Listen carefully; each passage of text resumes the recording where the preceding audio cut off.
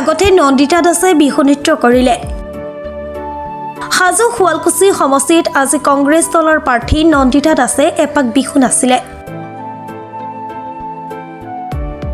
পঞ্চানন নূপুৰ dance একাডেমীৰ উদ্যোগত 7 দিনীয়া বিহু নাচৰ কৰ্মশালা।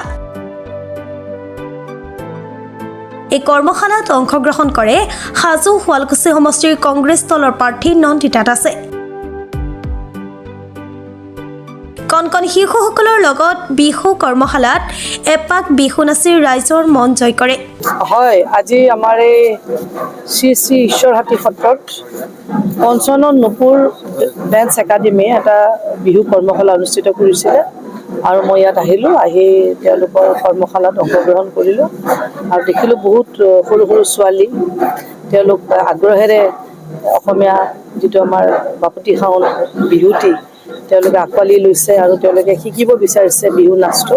যথেষ্ট ভাল লাগিল আৰু মই মাতৃসকলকো ধন্যবাদ দিছোঁ যে তেওঁলোকে সৰুৰ পৰা আমাৰ এইটো সংস্কৃতিটো জীয়াই ৰাখিবৰ কাৰণে সৰুৰ পৰা ল'ৰা ছোৱালীবিলাকক তেওঁলোকে এটা শিক্ষা দিব বিচাৰিছে। আমাৰ এই শ্ৰী শ্ৰী ঈশ্বৰহাটী সত্ৰত মই আগতো দৌল উৎসৱতো আহিছিলোঁ। যথেষ্ট পবিত্ৰ ঠাই এখন আৰু পবিত্ৰ চিন্তাধাৰাৰে ৰাইজে ইয়াতে জড়িত হৈ থাকে আৰু ইয়াত যুৱ প্ৰজন্মও খুব আধ্যাত্মিক দিশত চিন্তাধাৰা কৰাও মই দেখা পাইছোঁ। যথেষ্ট ভাল, সঁচাই মোৰ খুব ভাল লাগে ইয়াত আহি। যিহেতু মই অহাকালি নমিনেশ্যন দিম সেয়ে মই এটা আশীৰ্বাদ ল'ব আহিলোঁ আৰু মনটো যথেষ্ট খুব ভাল লাগিছে।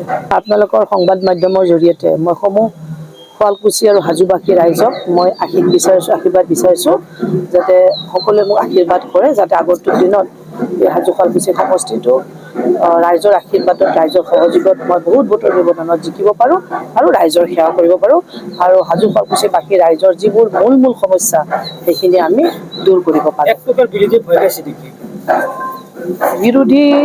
বিৰোধী ভয় খোৱা নোখোৱা ক'ব নোৱাৰোঁ, যিহেতু এইটো নিৰ্বাচন, আমি নিৰ্বাচনটো সদায় চিৰিয়াছলি খেলোঁ। তেওঁলোকৰ শাসক পক্ষৰ ব্যক্তি তেওঁলোকৰ কিছুমান সুবিধাৰ বেনিফিট ল'ব বিচাৰিব পাৰে, কিন্তু আমাৰ জনসমৰ্থই হৈছে আমাৰ সম্বল। এনে ৰাইজৰ বহুত সঁহাৰি পাইছোঁ আৰু আমি নিশ্চিতভাৱে বহুত ভোটৰ ব্যৱধানত জিকিম।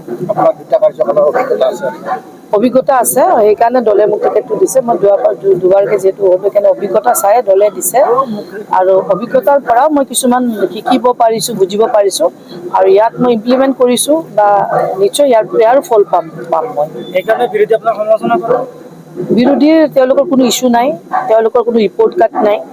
যোৱা 10টা বছৰ তেওঁলোকে অসমত চৰকাৰ কৰিলে, কেন্দ্ৰত তেওঁলোকে চৰকাৰ অসমৰ যিবিলাক মূল সমস্যা, বানপানী সমস্যা, গৰাখহনীয়া সমস্যা, NRC সমস্যা, নিবনুৱা সমস্যা, মূল্যবৃদ্ধিৰ সমস্যা, তো সেইবিলাক একো সমাধান নহ'ল। এতিয়াও হাজাৰ মানুহ মথাউৰিত বসবাস কৰি আছে, তেওঁলোকে মাটিৰ পট্টা পোৱা নাই।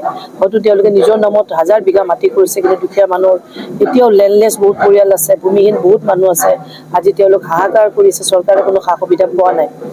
সেই বিৰোধীৰ তেওঁলোকৰ উন্নয়নৰ গান গাবলৈ একচলতে তেওঁলোকৰ একো নাই, তেওঁলোকৰ কোনো ৰিপৰ্ট কাৰ্ড নাই। সেইকাৰণে তেওঁলোকৰ ব্যক্তিগত সমালোচনা কৰি তেওঁলোকে নিৰ্বাচন বৈতৰণি পাৰ হ'ব বিচাৰিছে, কিন্তু আমি ব্যক্তিক সমালোচনা নকৰোঁ।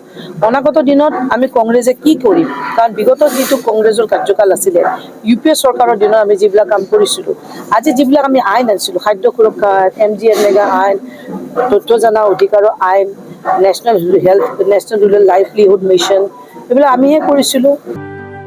শুৱালকুছিৰ পৰা শিৱৰাম বৈশ্যৰ ৰিপৰ্ট, প্ৰাতঃ টাইম ডিজিটেল। শদিয়াৰ পৰা ধুবুৰীলৈ, বৰাকৰ পৰা ব্ৰহ্মপুত্ৰলৈ সকলোৰে মাজত চিনাকি এটা নাম প্ৰাতঃ টাইম। থলুৱা ভাষা, কৃষ্টি আৰু সত্য বাতৰিৰ আধাৰত প্ৰতিষ্ঠিত খবৰ প্ৰাতঃ টাইমৰ প্ৰতিটো বা বাতৰি পুংখানুপুংখভাৱে চাবলৈ Facebook, YouTube, website, Twitter, Instagram আৰু ব্লগাৰ পেজত লাইক আৰু ফ'ল' কৰক।